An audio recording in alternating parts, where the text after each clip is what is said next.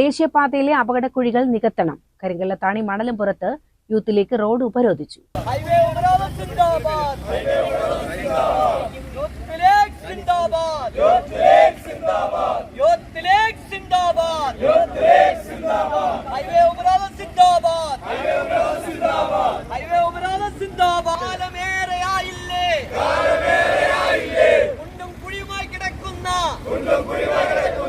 കോഴിക്കോട് പാലക്കാട് ദേശീയപാതയിലെ കരിങ്കല്ലത്താണി, തൊടുകാപ്പ്, മണലപ്പുറം എന്നിവിടങ്ങളിലെ ആഴമേറിയ കുഴികൾ കാരണം അപകടങ്ങൾ നിത്യസംഭവമായ സാഹചര്യത്തിൽ യൂത്ത് ലീഗ് പ്രവർത്തകർ ദേശീയപാത ഉപരോധിച്ചു.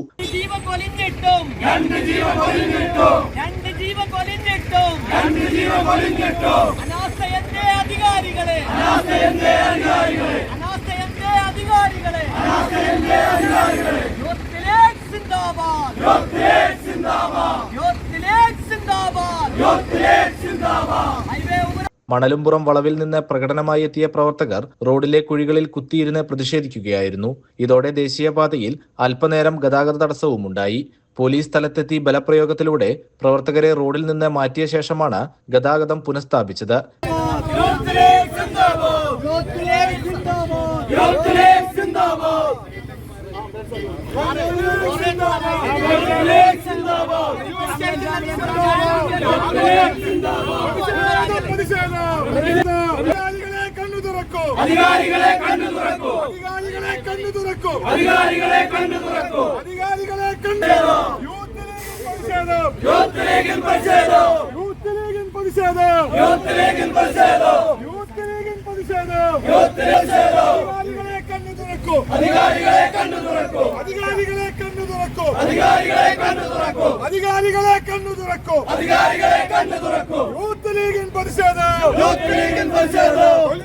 പിന്നീട് പ്രവർത്തകർ പൊതുയോഗവും സംഘടിപ്പിച്ചു.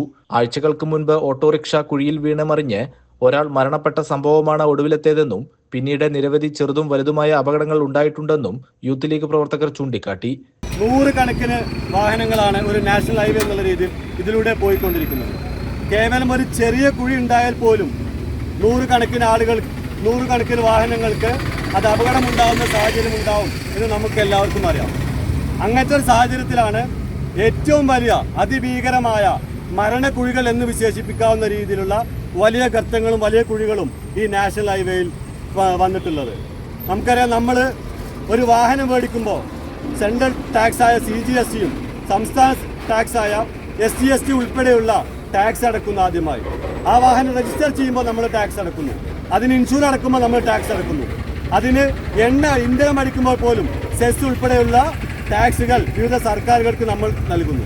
അപ്പോൾ ആ ഒരു അർത്ഥത്തിൽ സർക്കാരിൻ്റെ നാഷണൽ ഹൈവേ അതോറിറ്റിയുടെ ബാധ്യതയാണ്, ഉത്തരവാദിത്തമാണ് പൊതുജനങ്ങൾക്ക്, ഇവിടുത്തെ യാത്രക്കാർക്ക് യാത്രാ സൗകര്യം ഒരുക്കി കൊടുക്കുക. Youth league general secretary Unais Chathalloor, president Rafi, Ottapalam മണ്ഡലം youth league president CP Zubair, youth league treasurer Rasheed Muriyankanni, MSF Ottapalam മണ്ഡലം പ്രസിഡന്റ് KP അൽത്താഫ്, പ്രവാസി ലീഗ് പ്രസിഡന്റ് കുഞ്ഞു മുഹമ്മദ് തുടങ്ങിയവർ സംസാരിച്ചു. CCN ചത്തല്ലൂർ.